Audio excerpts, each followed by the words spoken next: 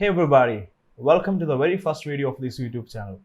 In this video, we are going to discuss from the Shakespeare's play The Merchant of Venice, Act 1, Scene 1. Well, I have a small introduction here. The first point, in this scene, we are going to be introduced to the main protagonist of the story. Who is the main character or the main protagonist of the story is Antonio himself. Okay, in this scene, we have an introduction to Antonio. And then when this drama begins, Antonio is in a melancholic mood. He's in very sad mood. If a question is asked, why Antonio is in a melancholic mood? Why Antonio is in a sad mood? You can say that Antonio has a sad nature. Why? Because further we will see, Antonio himself will say that world is a stage where everybody has a role to play and mine one is of sad. So Antonio himself says that he has a sad nature. So, and some of the scholars says, why Shakespeare makes Antonio sad? Because Shakespeare wants to get the curiosity of audience. Shakespeare wants to make audience curious to sit there and to watch the drama to know why Antonio is in a melancholic mood. All right.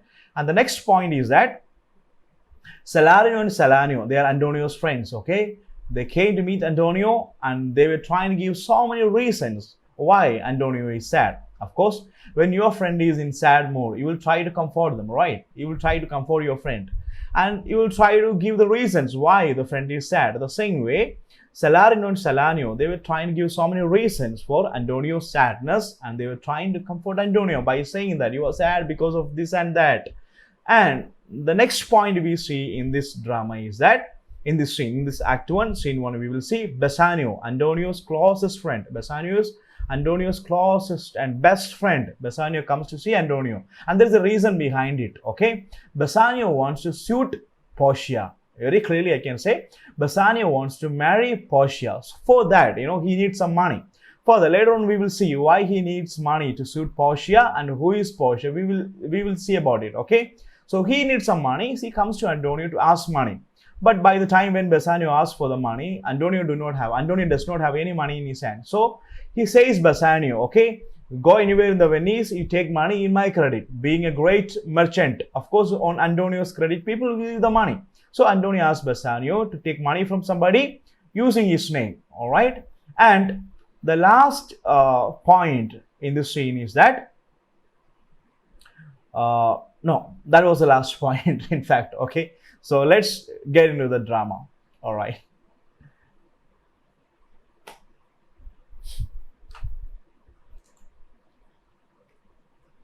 Okay. Act 1, Scene 1. Venice, a street. The scene takes place at Venice, a street. If an objective question or if a question is asked, where does the scene take place? You should write Venice, a street. Otherwise, a street in Venice. If you write a street, then you will not get mark. And if you write Venice, then also you won't get mark. You should write the complete answer. The scene takes place at Venice, a street. Otherwise, a street in Venice. Okay. So when the stage opens, when the curtain goes up for the first scene of Act 1, three characters come to the stage. Three characters we have on the stage: Antonio, Salarino, and Salanio. Okay. The first dialogue is from Antonio. I suggest students to read the original text rather than the paraphrases. Okay, so you try to understand from the original text always whenever you read Shakespeare's plays. Okay, so the first dialogue is from Antonio. So Antonio says, "In sooth, I know not why I am so sad." See, in sooth means truly. Truly, really, I do not know why I am sad. So Antonio is in a melancholic mood when the drama starts. I told you in the introduction. So Antonio himself says that he does not know why he is sad.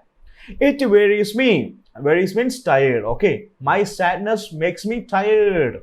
And you say it wearies you. And you guys say it wearies you. But it makes me tired. But how I caught it. And how I get this sadness. Okay. How I acquired this sadness.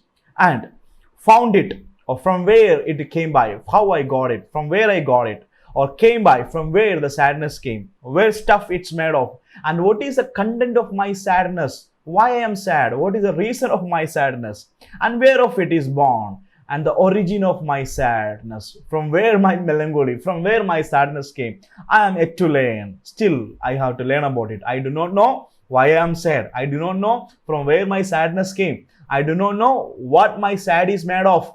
I do not know from where my sadness came. I yet to learn. I still need to learn. I do not know about it.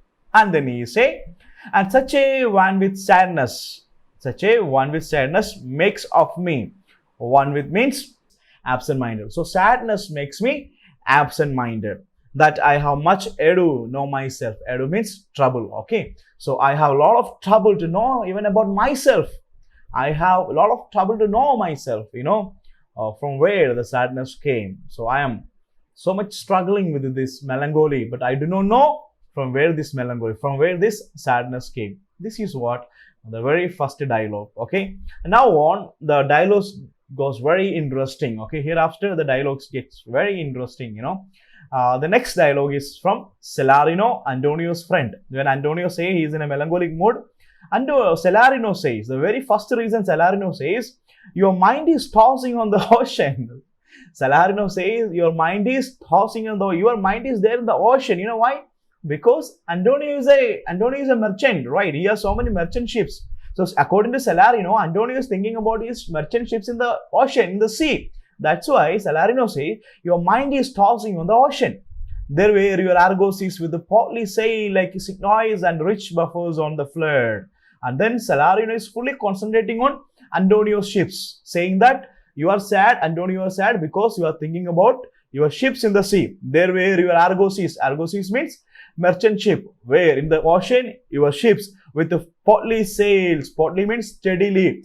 Such a great ship with such a steady and faint sails like Signois and rich buffets. Signois means gentleman. See, now Celarino is doing a personification. Okay, he is comparing a ship with a very important and very gentleman. Okay, who has such a great respect in the society. Your ship is like a great Signoir, a great gentleman, and a rich buffers. Buffers means important citizen, very rich citizen. Because ship contains a lot of materials, cost so much money. So your ship is just like a rich citizen on the flood. Flood means sea. Okay, and then he says, or as it were the pageants of the sea, and your ship is like the pageants of the pageants means processions. Okay, such a processions, such a decorated one, and your ship is just like a procession in the sea, and do overpay the petty traffickers. And your ship, you are such a great ship, overtakes petty traffickers, small boats, small ships. Your ship is so great, and your ship is overtaking the small ships in the sea that curtsy to them. Curtsy means bowing with respect. Small ships are bowing in front of your big ship with respect. Do them reverence, giving respect as they fly by them with their woven wings. As the small boats are flying with woven wings, they are bowing before your great ship with respect. And your ship is just like a gentleman, a great, rich, important citizen in the sea. It's like a procession, So you are thinking about your ship. That's why, Antonio, you are sad. Your mind is tossing on the ocean. So the very first reason given by Celarino. Okay. Now let's see who is given the next reason. Celanio. So Celanio wants to support Celarino. Okay. Celanio also may have the same reason. Let's see what Celanio wanted to say about Antonio's melancholy. Okay. Celanio says, believe me, sir, had I such vengeance forth, trust me, sir, if I had such a business like yours, the better part of my affections would be with my hops abroad. See, if I had such a business like yours business, the better, the most of my affection, most of my thought will be abroad with my ships, with my business. I should be still plucking the grass to know where sits the wind. See, if I was a businessman, a merchant, having so many ships, what are the things I would be doing? I would be plucking the grass to know where sits the wind. See, those days ships move by the wind, right? The ship's movement depends on the movements of the wind. So these days we have great machines, engines and all. But those days ships move with the direction of the wind, using the sails and all. So Celarino says, I would be plucking the grass. Why you need to pluck the grass? When you have the grass in your hand, grass move towards the direction of the wind. So you can understand the situation about the wind. So if I was a merchant having so many ships in the sea, I will be plucking the grass even not to see where sits the wind, to where the wind is blowing. firing in maps for ports and piers and roads. See, I'll be looking at maps. I will be looking at maps, to see roads. Paris means harbors. I'll be looking for the harbors where there are roads and where there are piers, because I'm a merchant. I have a business on I have some ships in the sea. So I'll be so much worried about my ships. I'll be plucking the grass to know where sits the wind.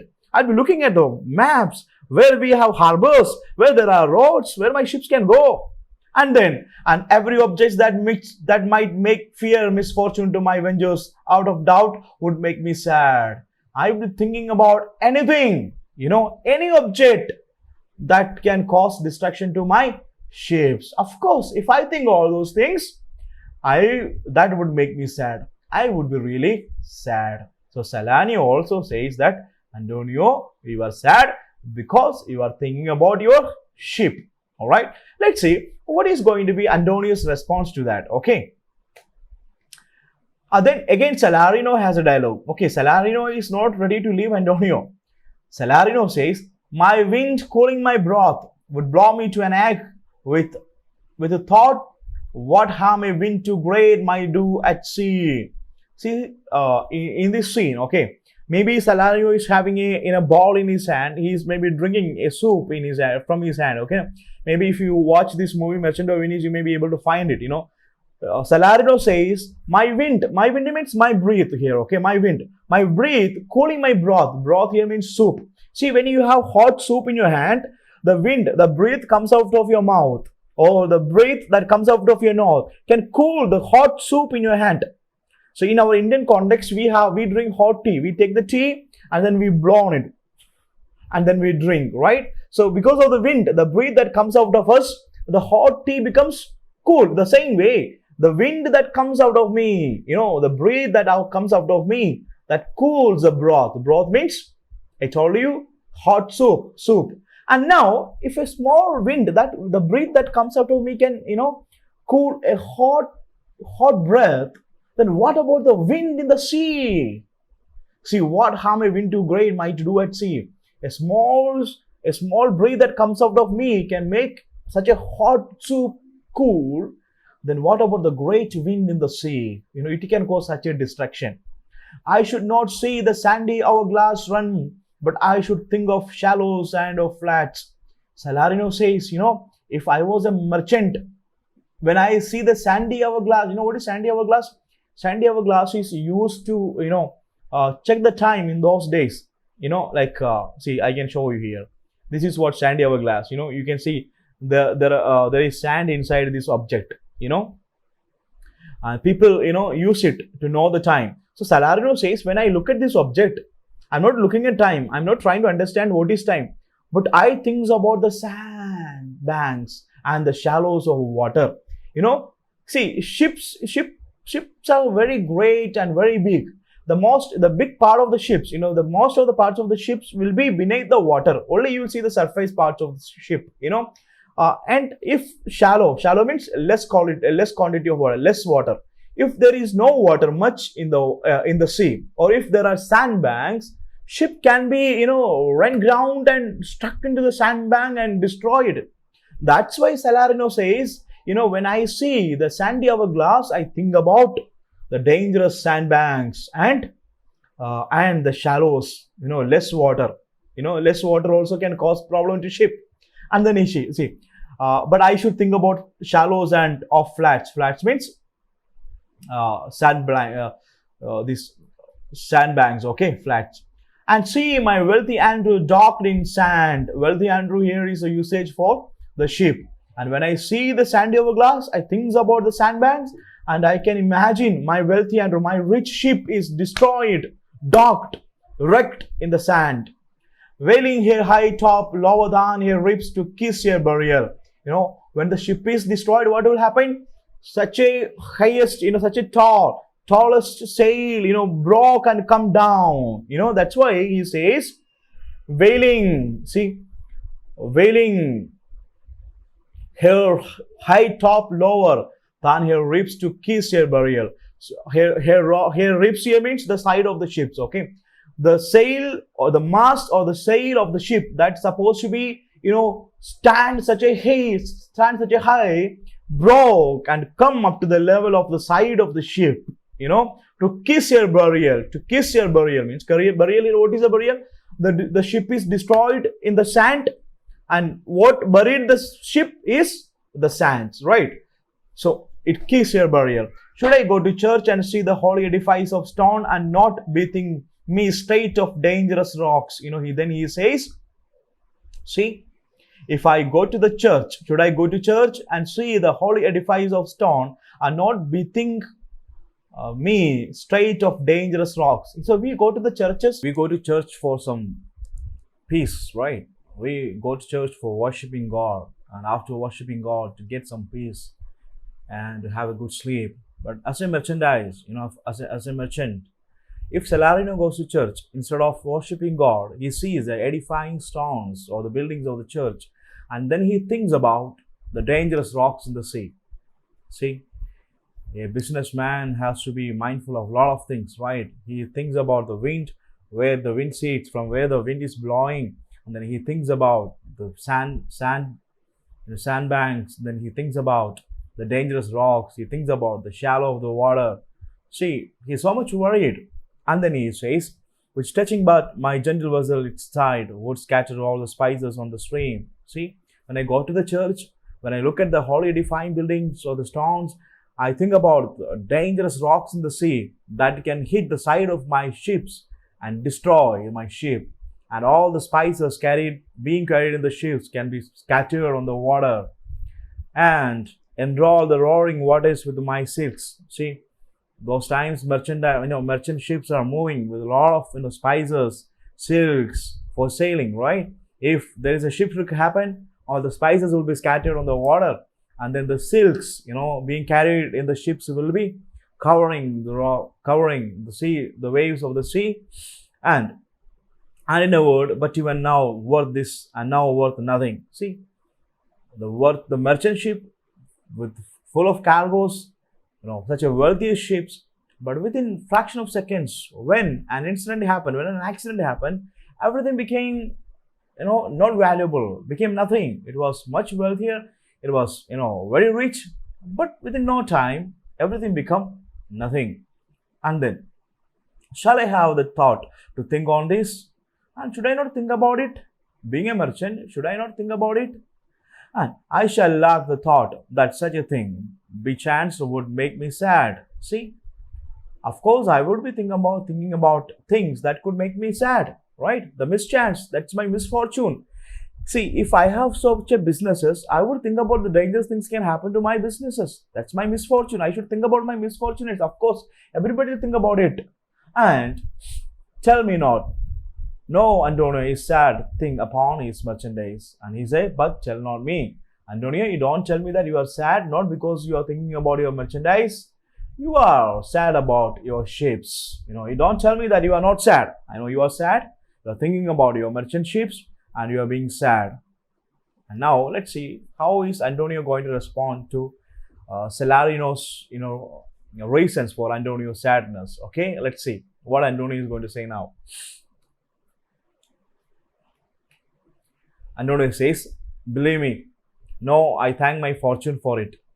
My ventures are not in one bottom trusted. When Salarino wanted to say to Antonio that Antonio was sad because you are thinking about your ships in the sea, Antonio says that, believe me, I thank my fortune for it. I am always thankful to my fortune. Why? Because my ventures, my business is not depending on a bottom trusted. Bottom trusted here means ships. So my business is not totally depending on a ship. So that's why I'm not sad about my ships. And then, nor to one place, nor is my all estate upon the fortune of this present year. And my business is not depending on a particular place, nor depending on a particular ships. And the all estate, the means of my life is not depending on the business of this year. Therefore, merchandise makes me not sad. That's why my business doesn't make me sad. My ships don't make me sad. Salarino don't say I'm sad because I think about my ships. Now, Salarino brings in another reason, okay? Salarino says, okay, you say you are not sad about your ships, Then let us say you are sad. Why then you are in love? See here Salarino says why then you are in love. See you are sad because you are in love with somebody. So not me. Salarino says okay, if you fall in love with somebody then you will be sad. Not me. Salarino says okay. Is the reason Salarino says you are sad? Maybe you fall in love with somebody. Then Antonio, how's Antonio's mouth? Hey, nonsense. What means nonsense? Hey, what nonsense you're talking about? I'm not in love with somebody. He's very serious guy. I don't think he can fall in love with somebody. Okay, Antonio is very serious guy. And then Salarino says, now see, first reason Salarino and Salarino they gave that you are sad because you are thinking about your business, you are thinking about your ships. And now Salarino is trying to give some logical reasons here. Okay, he's trying to give some logical reasons. Let's see what he wants to say. Salarino says, okay, not in love neither. You are not, neither you are sad about your ships, nor you are sad about sad that you are in love with somebody. So then let us say you are sad because you are not married. See, you are not sad because you are not married. Okay, you are sad because you are married. So you are not thinking about your ships. You are not in love with somebody, and still you are sad. So the only reason I can say that you are sad because you are not married. Married means happy. You are not happy, so that's why you are sad. And it will be easy for you to laugh and leap and say you are merry because you are not sad. See, he says, all right, you are sad because you are not happy. The same way you can be happy saying that you are not sad. See, the concept is very simple. Okay, you wanted to say that you said you are not sad. You say you are sad. And let us say you are sad because you are not happy. The same way you can be happy saying that you are not sad. That is what, okay. It's very easy for you then. If you can be sad for no reason, you can be happy for no reason. You can be sad saying that you are not happy. The same way you can be happy saying that you are not sad. This is what Salarino want to say, okay. Now, by two-headed Janus, nature has framed strange fellows in her time. See, first he said that you can be happy, the same way you can be sad. You can be sad, the same way you can be happy. So he is bringing an outside reference, okay. You can have two natures. And he is making a sarcasm here, and he is bringing the reference of Roman god, Janus into the conversation. See, this is Roman. He is Roman god, Janus, okay. He has two heads, okay. He has two heads. And it says that when one of his heads is laughing, the other head will be crying. When other head will be crying, the other head will be laughing. You know, this is what is, he said. See, now Salarino is bringing Roman god Janus into the conversation. Now Janus is a Roman god of door, okay, god of gates. See, he is a protector, who is a guardian, okay. Who is saying the gate guardian, right? He's a god. He's a god of gate, god of door. So he has two heads. So now it indicates that nature has two types of people. Nature creates two types of people. All right. And then he says, some that will evermore peep through their eyes and laugh like parrot at a bagpiper. You know, some people, they don't have to have any reasons to laugh. They simply keep on laughing without reason, you know. So, parrot is a bird. See, animals and birds, they don't have any, they live by instincts, right? They don't have any emotions. If you teach parrots to laugh, the parrot laugh. For no reason, parrot can laugh. See, this is what a bagpiper, okay. Bagpipe is used during the funerals, or sometimes used before the proclamation of a war. It means when bagpipe is blown, nobody is to be happy in this particular situation. It indicates some sad moments.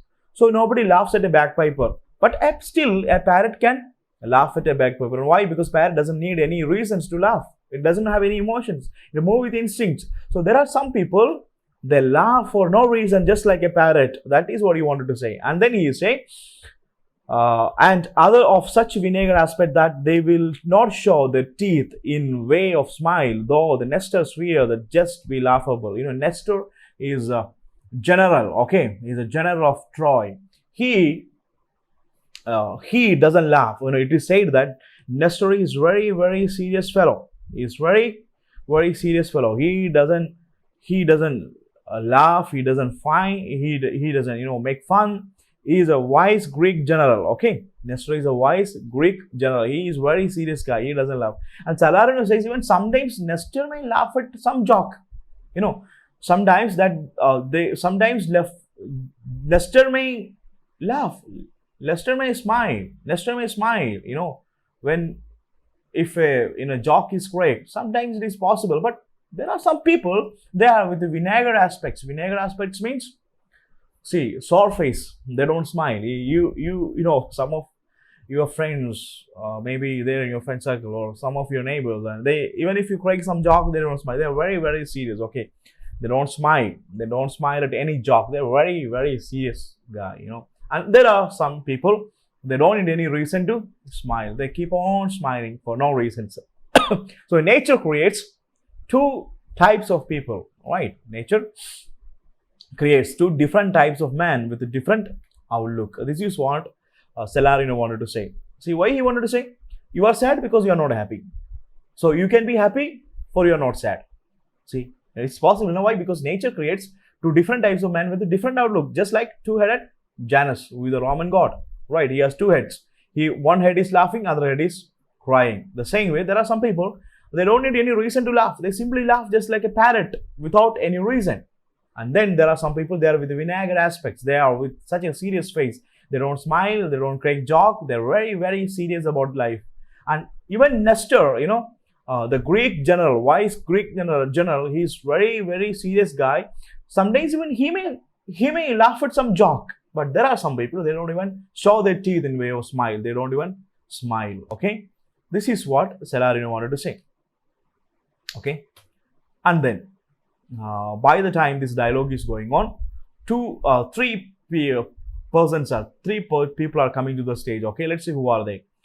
Enter Bassanio, Lorenzo, and Graciano. Bassanio is Antonio's best friend. Okay. Bassanio is Antonio's best friend. These guys are friends, but Bassanio is very close to Antonio, and Lorenzo is also in the friend circle, and Graciano always used to be hang out with Bassanio. Okay, he is very different fellow. He is very talkative guy. We will see later on what's going to happen with him. He is very talkative fellow. He always hang out with Bassanio. When Bassanio goes to Belmont to suit Portia, Graciano also requests and go with him. We will see that's going to be quite funny, in the future scenes. We will see about it. Okay, Bassanio and Lorenzo and Graciano comes. Antonio, Celarino, they three are already there on the stage. Okay. Now, he continues. Celarino continues. Okay. Here comes Bassanio, your most noble kinsman. See, Celarino gives a description about Bassanio to Antonio that here comes your most noble kinsman. Here, most noble kinsman just means that a friend. But kinsman meaning is more than a friend. Okay, is more than a friend.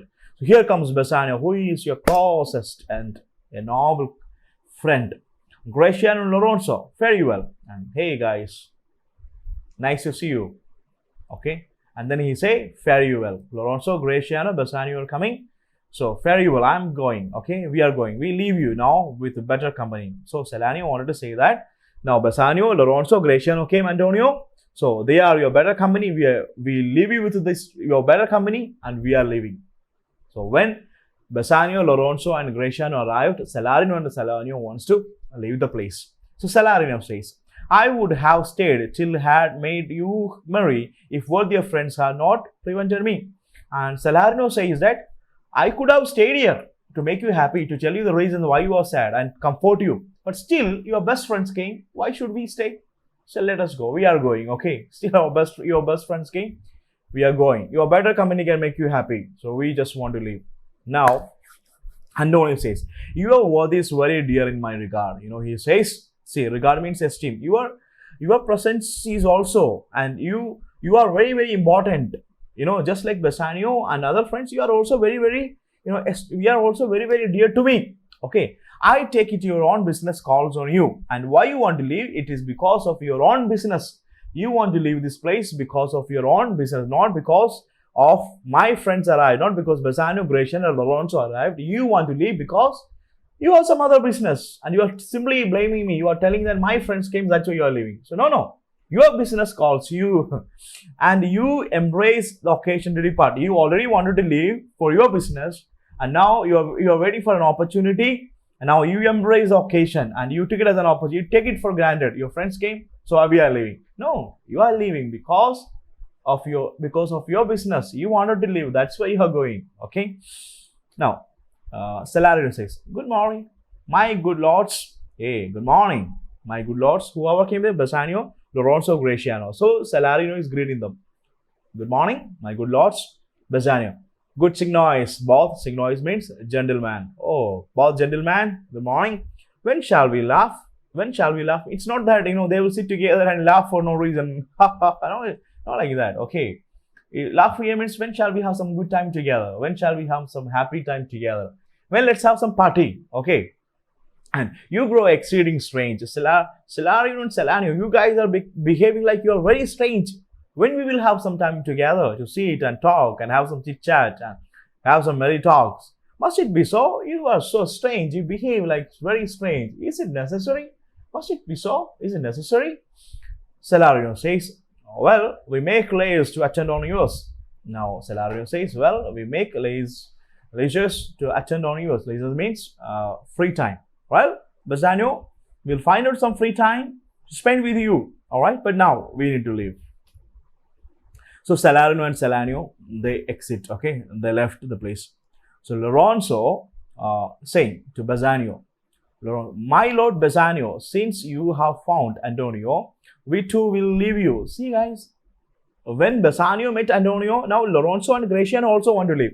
Salarino and Salanio left when Bassanio came. So now when Bassanio came to Antonio, Lorenzo and Graciano, they both also want to leave. So from this dialogue, we must understand that there is a great bonding between Bassanio and Antonio. So even other friends do not want to stay with them, right? See, when you have two best friends, right? You have a friend and you have a best friend. So when your best friend comes to you, your just friend will leave. You know why? Because he knows that you guys are very close. So he will be disturbing your friendship. So Graciano and Lorenzo, Lorenzo and Graciano, they wanted to leave. And there may be some reasons why they leave that we will discuss later on. Okay, let's see. But at dinner time, I pray you have in mind where we must meet. Lorenzo say that me and Graciano, we are leaving, but Bassanio and Antonio, remember, we have planned for a dinner. These guys have planned for a dinner. So they wanted to meet together in the evening. So he says, but don't forget where we will meet for the dinner. Okay, don't forget where we will meet for the dinner. Okay, so but just now we are leaving. Okay, don't forget. I pray you means I request you. I pray you have in mind where we must meet. I request you, please keep in your mind that where we shall meet for the dinner. Okay, where we will gather for the dinner. Bassanio says, I will not fail you. I will not fail you means Bassanio wanted to say that I will not forget. Okay, I will not forget. Of course, we will meet. Now, Graciano says, see, before we get into Graciano's dialogue, let me tell you, guys, Graciano is very, very talkative fellow. Okay, in your friend circle also there will be a guy. He simply gives so many reasons, and sometimes his speeches will hurt. Maybe you have seen some people, they simply keep on talking. Okay, I like talkative people. Okay, but there are some people, they keep on talking, but they don't concern about, they never be concerned about others' emotions. They make fun of others, they criticize others, and they don't care whether others are feeling good or they are happy with the talking. Sometimes they talk, insult and hurt people. The same way, Graciano also gives some comments on Antonio, why he is sad. Okay, so Graciano says, you look not well, Signor Antonio. Antonio, you look not well. See, something is wrong with you, Antonio. What happened? Antonio, you have too much respect upon the world. The reason Graciano says you are sad because Antonio, you have too much respect upon this world. It means, Antonio, you have much concern for the worldly affairs. Graciano says, Antonio, you have much, concern for the worldly affairs. That's why you are sad. And then he says, they lost it that do buy it with much care. Who are so much, concerned about the worldly affairs, they will lose it. So you have much concern about the world. That's why you are sad. Believe me, you are marvelously changed. Antonio, trust me. I tell you, you have a great change. You seems to be not well. Something is greatly changed in you. Now, let's see how Antonio is going to respond to Graciano's comments, okay? See, Antonio says, I hold the world versus the world. Graciano, a stage where every man must play a part, and mine a sad one. Wow. This is one of the beautiful dialogues in this drama, okay? said by Antonio. This dialogue is very renowned, very famous, and it's being quoted by so many people. Okay, see, Antonio says, "I hold this world, Gratiano, as a stage." See, according to Antonio, this world is a stage. These times we have movies and all. You go to theater for watching movies, but those times, when these movies are not prominent, people go to watch, drama in the theaters. Drama takes place on a stage. So Antonio personifies the world.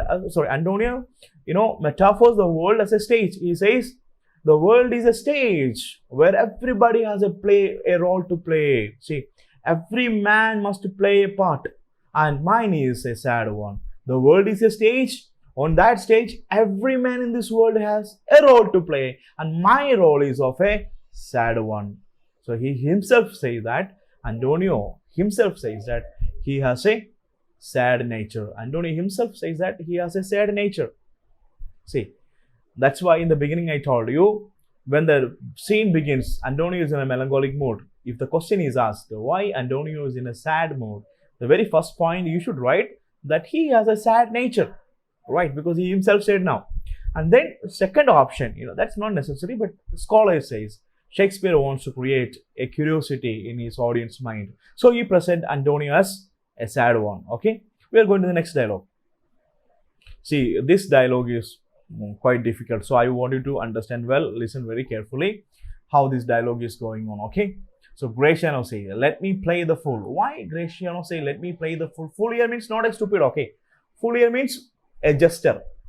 You know who is a jester? Jester is the one who makes fun to make others laugh. Okay, he's a joker. So he says, "Let me play the fool."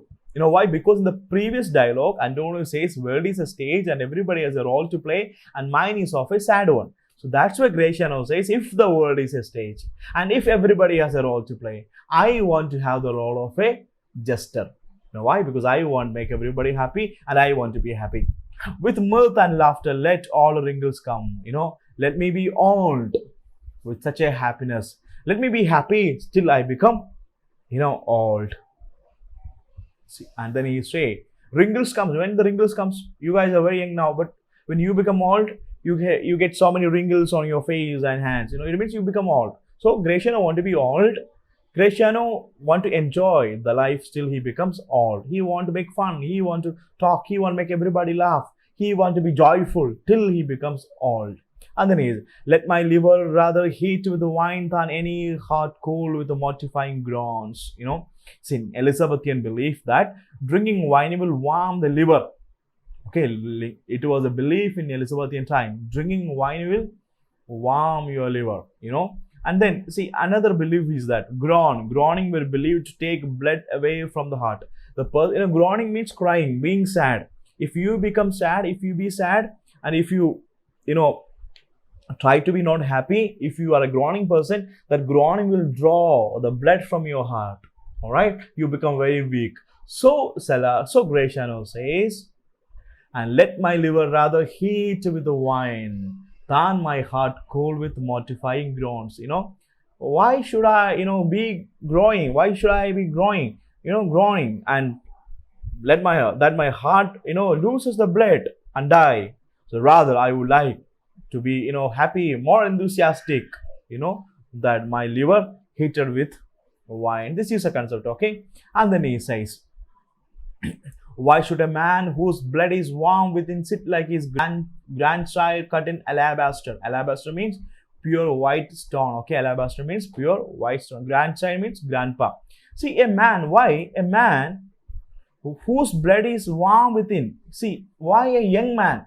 Warm blood is referring to the young man, right? Why a young man whose blood is warm, who is very active, sits like, his grandchild cut in alabaster. Alabaster means white stone. It means grandfather's statue. It's quite funny. Why a man who is very enthusiastic? Why a man who is, more energetic? Why a young man with hot blood, sit like his grandfather's statue? I mean, statue has no movement, right? That's why Gratiano says, why a man who is supposed to be more active because his blood is warm, but still he is sitting like his grandfather's statue. No movements, and then sleeps when he wakes. The day when he is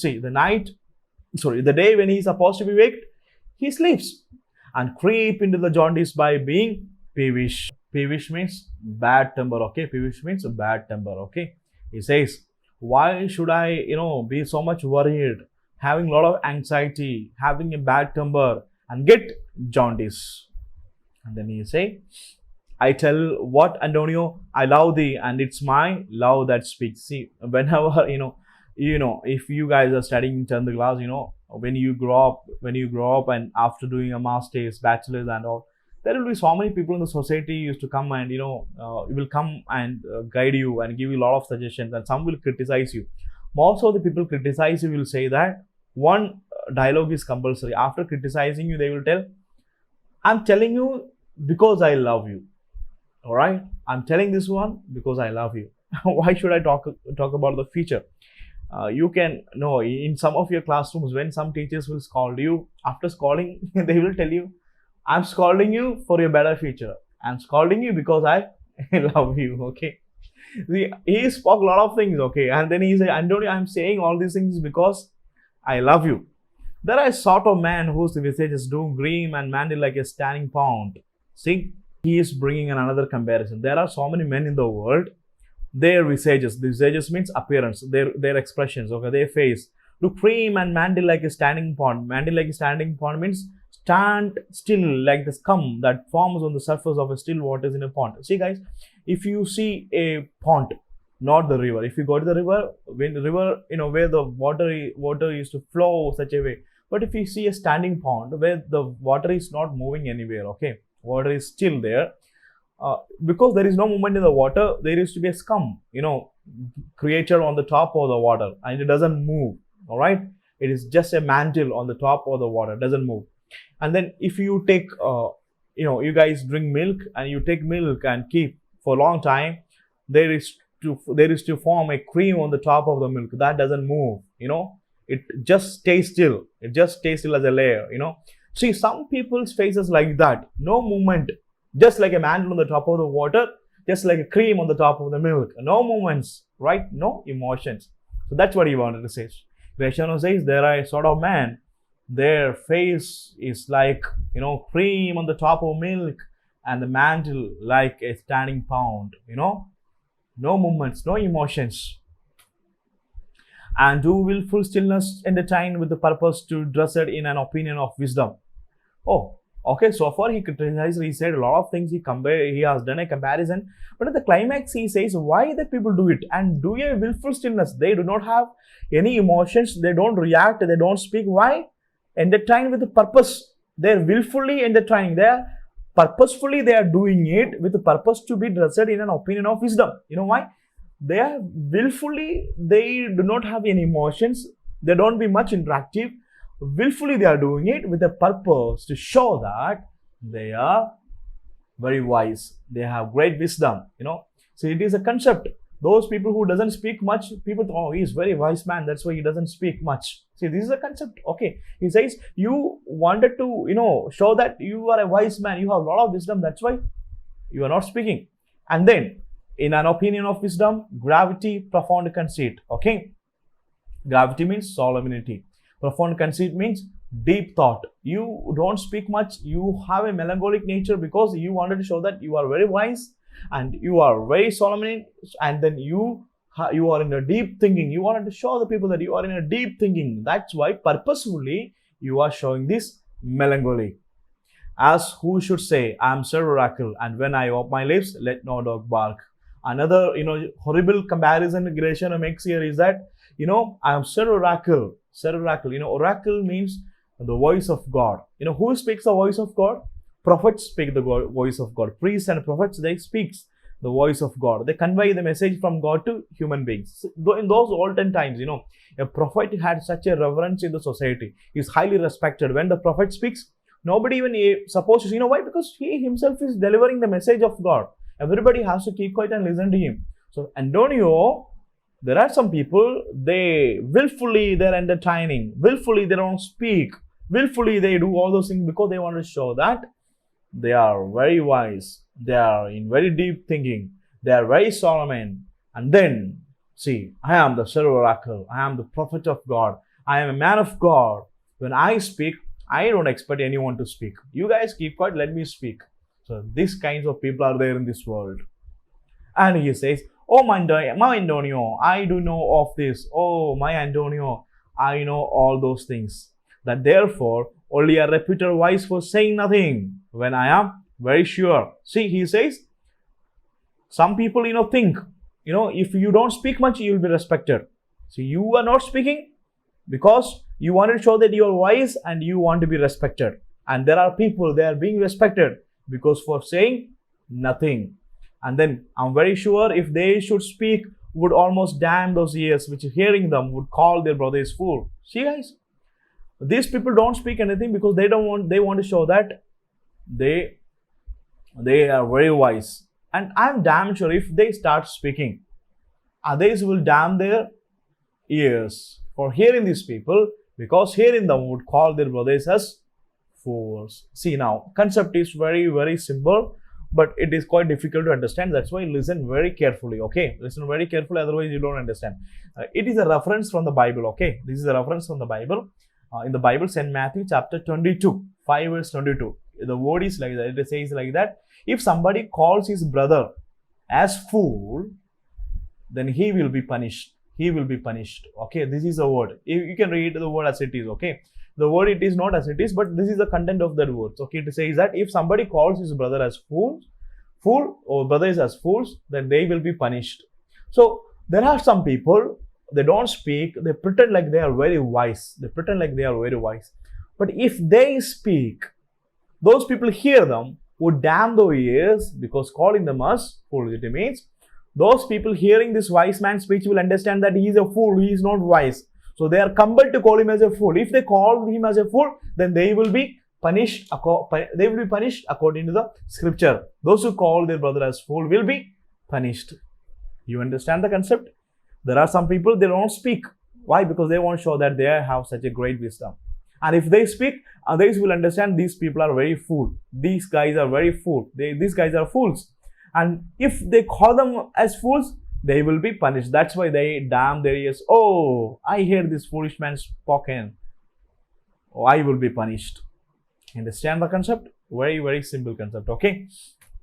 Now, I tell thee more of this another time. So Graciano got enough. He said, no, he didn't get enough. He said, I will continue it. I will tell thee more of this another time. Now there is no time, but I will continue this in another time. Okay. But fish not with this melancholy bite, for this fool get you on. How many of you have gone for fishing? If you have gone for fishing, you might have seen movies and all. People go for fishing with a hook. They keep a bite in the hook, maybe a small fish or some worm or something. They keep in the bite as a bite in the hook, and they throw in the water. When the fish comes and catch it, you hook the fish and you get the fish. So now another device is used here. Don't not with this but fish not with this melancholy bite, for this full gudgeon. Full gudgeon is actually a fish. Okay, fish has no worth. A worthless fish. Gudgeon is a worthless fish. So he's saying don't try to fish with this melancholic bite.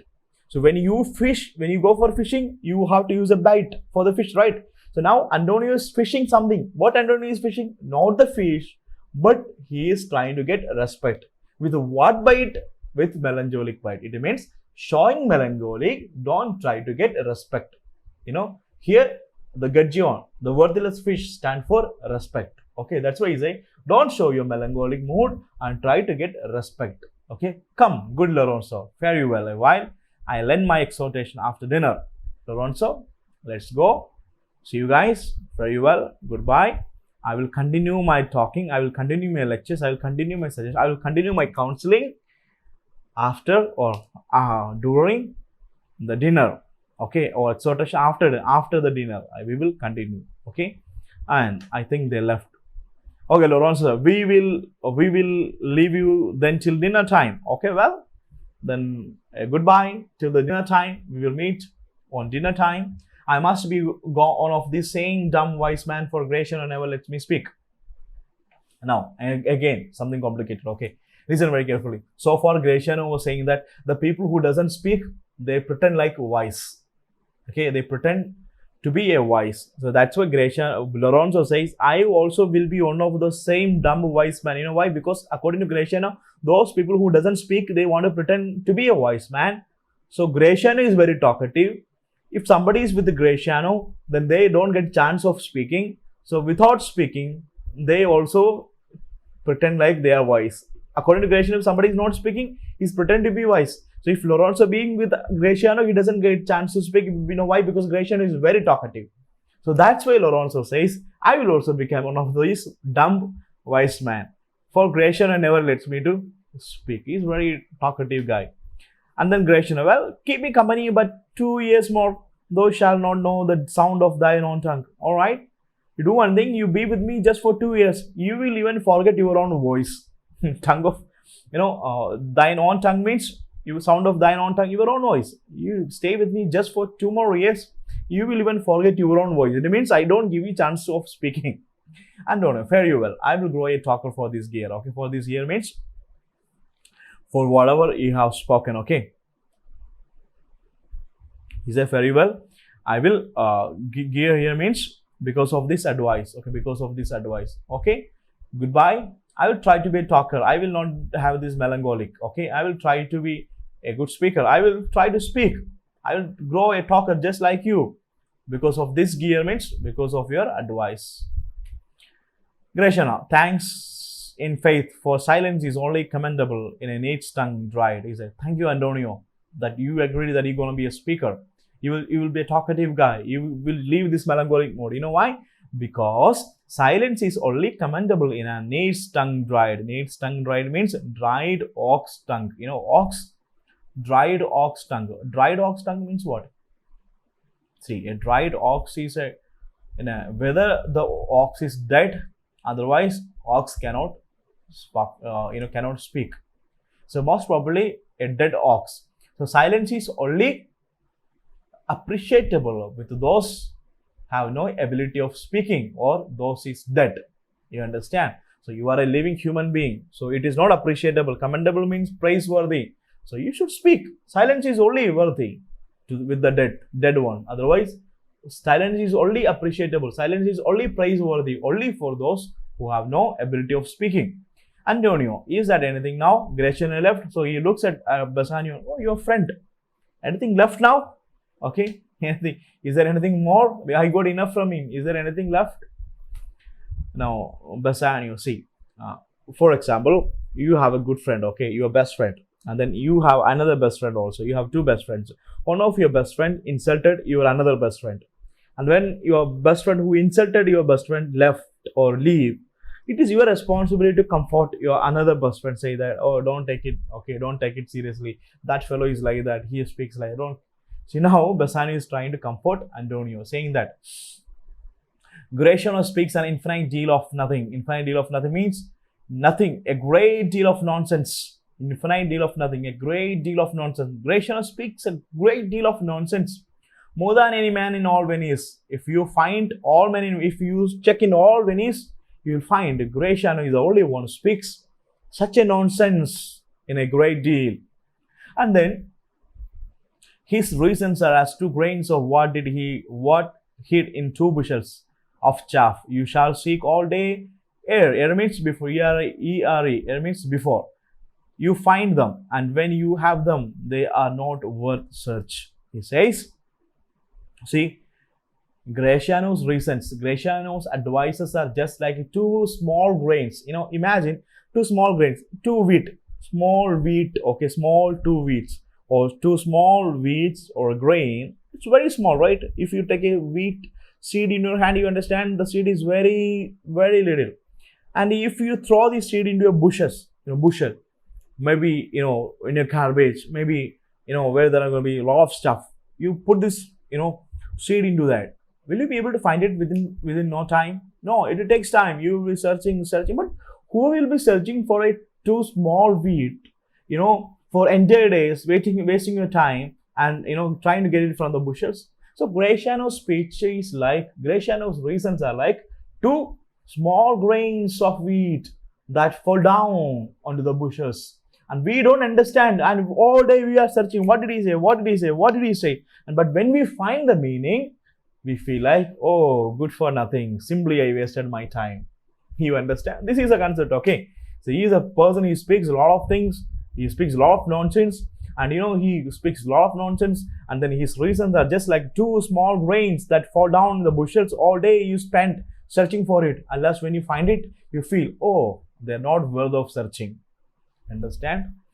And then Antonio, well, tell me now, what lady is the same to whom you swore a secret pilgrimage?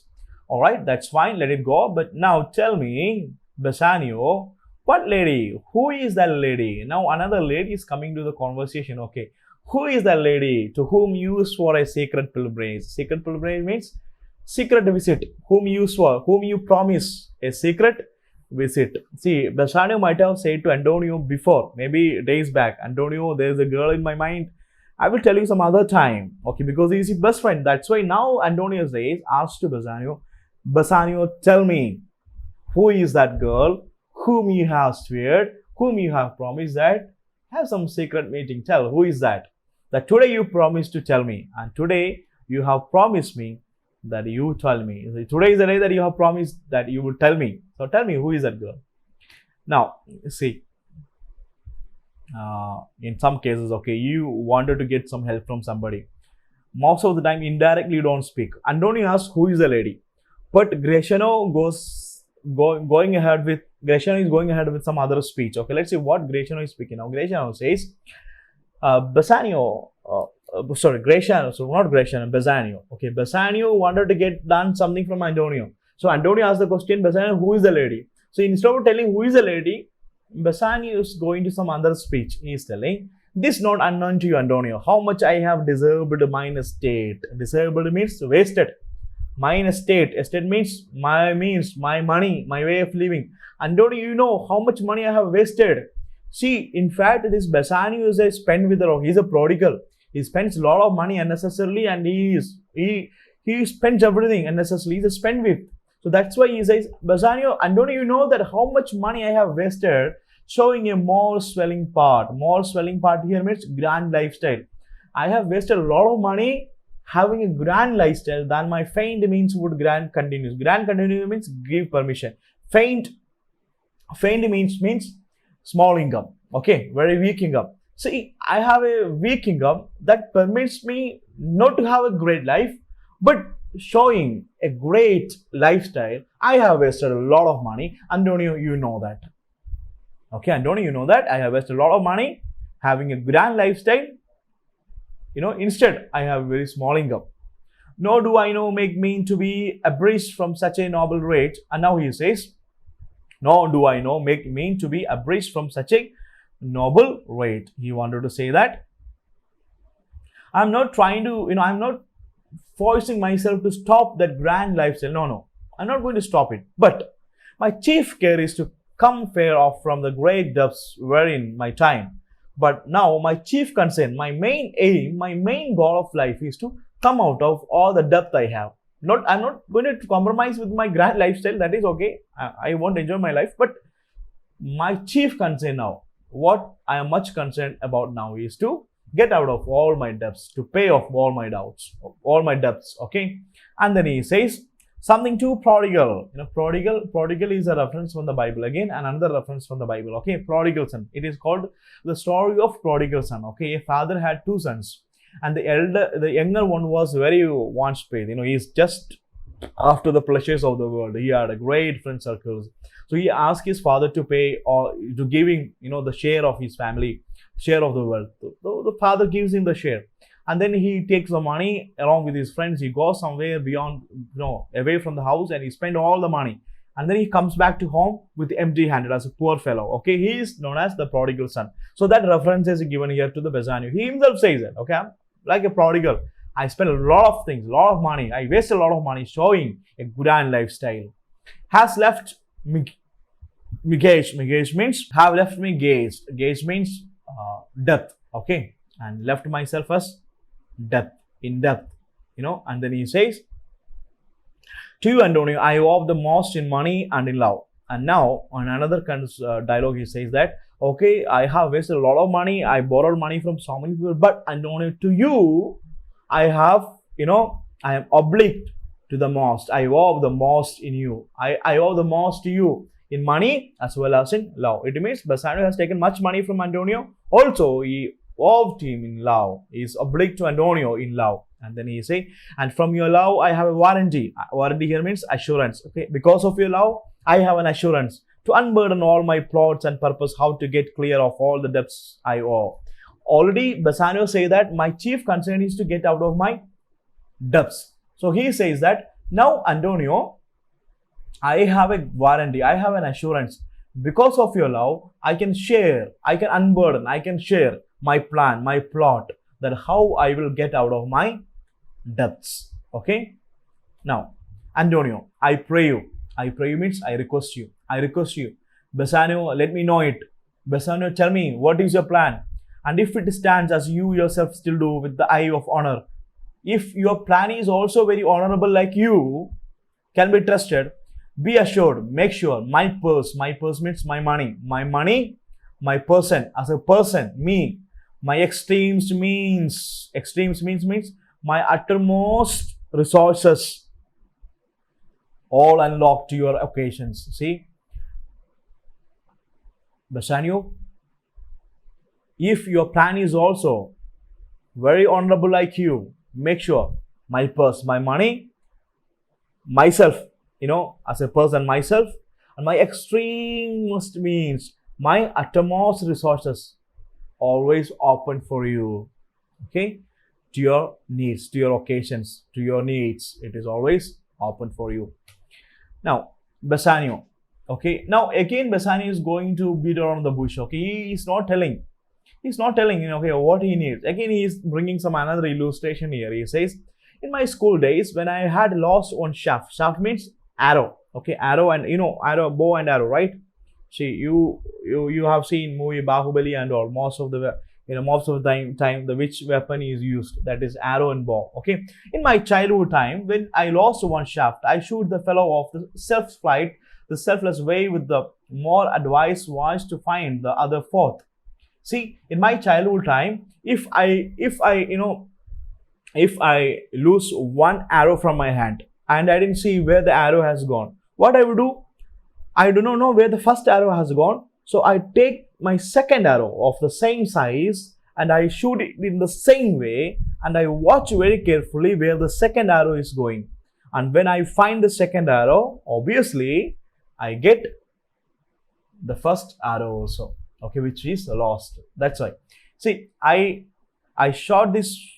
Okay, in my school days, when I had lost one shaft, I shot his fellow of the selfless right. When I lost one arrow, I take this next arrow with the same, same size, with the more advice was to find the other one, and I shoot the next arrow with the more advice, very more clearly, to check where it goes and to find out the first one. Okay, and now why did he say this one? Why he said this illustration? So he says, in us this childhood proof, because what follows is pure innocence. I take this childhood experiment as to do practical now, because the plan what I'm going to do is also very innocent, like us what we did as being child. This arrow story he bought from his childhood. Child is always innocent, right? So he says that this experiment, this policy and this philosophy I'm going to apply now. Why? Because the next thing what I'm going to do is also is very innocence. It's of very pure innocence. And then he says, I owe you much, Antonio. I owe you much. I have to give you much money. And like a willful youth, that which I always lost. And as a willful youth, as a spendthrift youth, as a young fellow who spent a lot of money, I lost the money which I supposed to give you. It means I cannot give you money now. I don't have money to give you, which I have taken from you. And then he say, now, but if you please to shoot another arrow that self way which you did shoot the first. But if you can shoot another arrow, so indirectly he wanted to say the first money you gave me is lost. The arrow first you shot it. Second arrow, so you give me a next loan. You give me a second time. Second time again you give me money if you give me. But if you please to shoot another arrow that self way which you did shoot me at first, shoot the first, I do not doubt. I do not doubt as I will watch the aim or to find both. If second time, if you can give me a loan, I don't have doubt. I'm damn sure I will watch where the first money I've spent and I lost, and then I will bring the both money. And if I cannot bring or bring you a hazard means second loan here, okay, second loan.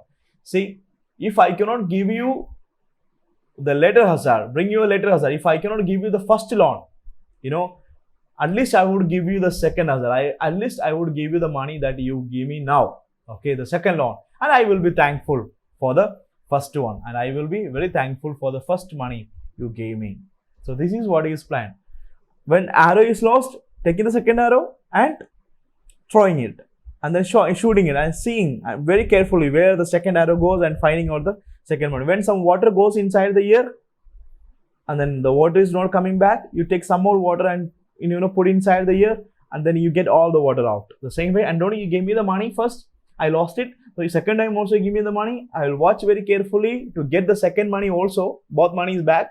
Even if I am not able to give you the first money I have taken from you, I will give you the second money. I will give you the money which I'm going to take from you now. I will give you back, and I will be thankful for the first loan you gave me. Okay, this is what Bassanio's idea. Now, Antonio, you know me well, and herein spend but time to wind about my love with the circumstances. See, Antonio, you know me well, Antonio. Herein spend but time to wind about my love with the circumstances, and out of doubt you do me now wrong thing. Bassanio, you did a wrong thing, Bassanio. Antonio says, Bassanio, you did a wrong thing. You know why?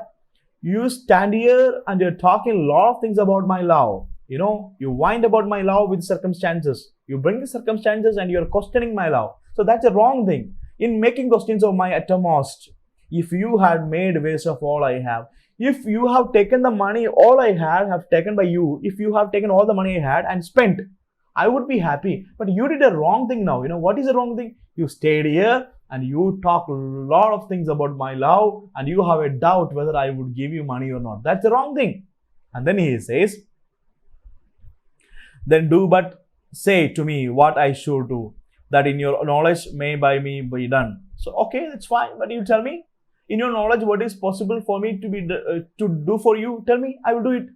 And I am pressed and do it. Therefore, speak. See, tell me in your knowledge what you want me to do. That what do you think that is possible to do for me? Do for me. So I will do it. I'm pressed to it. I'm forced to do it because you are my close friend. Tell me, what is the matter? So now Bassanio is introducing, okay, his plan, and this is a very introduction to the the heroine of the story, Portia. Okay, so Bassanio says, in Belmont a lady richly left. In Belmont a lady richly left. In Belmont there is a lady very rich. Richly left here means, okay, inherited possession. Okay, Portia is wealthy because the inherited possession from her father. That's why richly left. So she's left. She may not have parents now. She's left, richly left. She acquired a lot of wealth inherited from her parents, richly left.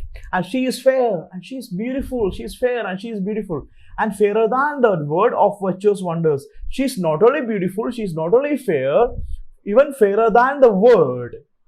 I can say she has a great character. She has wondrous virtue, a wonderful quality, wonderful character. Sometimes from her eyes, I did receive fair speechless messages. And sometimes I receive from her eyes fair, sweet, speechless messages. It means Bassanio wanted to say that he knows that Portia likes him. I know.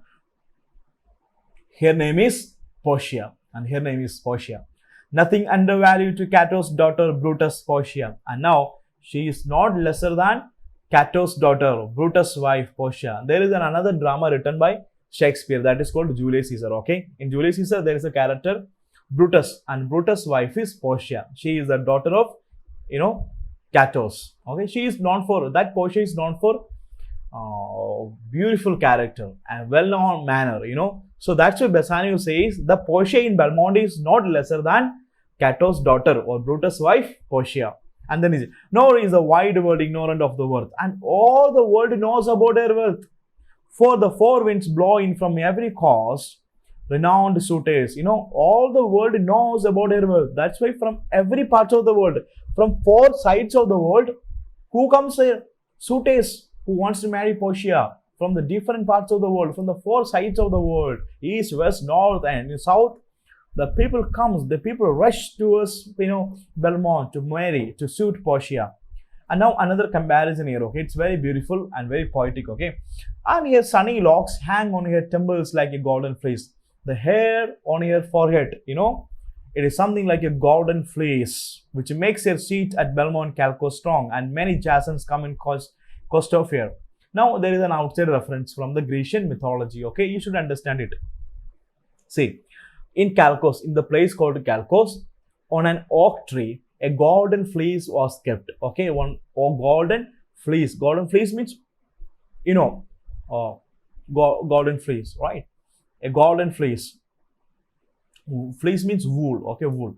See, in Calcos, on an oak tree, a golden fleece was kept, and it is guarded by a dragon, okay? It is guarded by a dragon, and it is not easy for a person to go and get it. Dragon will kill. But there is a Greek hero, and his name is Jason. Jason is a Greek hero, okay? Jason is a Greek hero, a legend. He went and then he fought with the dragon. He got the golden fleece. Now comparison is like that. Portia's hair on her forehead is just like a golden fleece.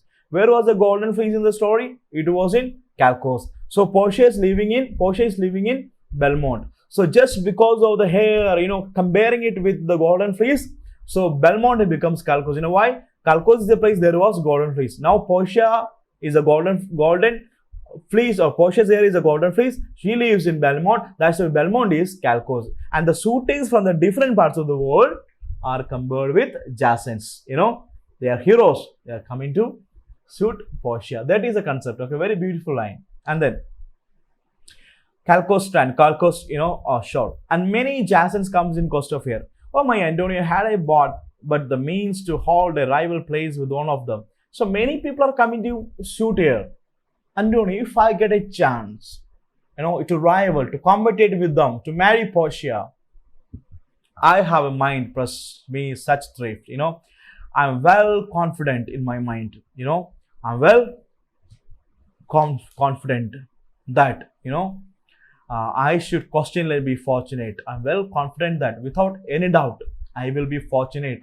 I will be fortunate to get Portia. I'm damn sure about it if I get a chance to suit Portia. Alright. And then mind means insight. Okay. I have a insight. Okay, I have an insight. Presage means foretells. I have such an insight that tells me such a thrift.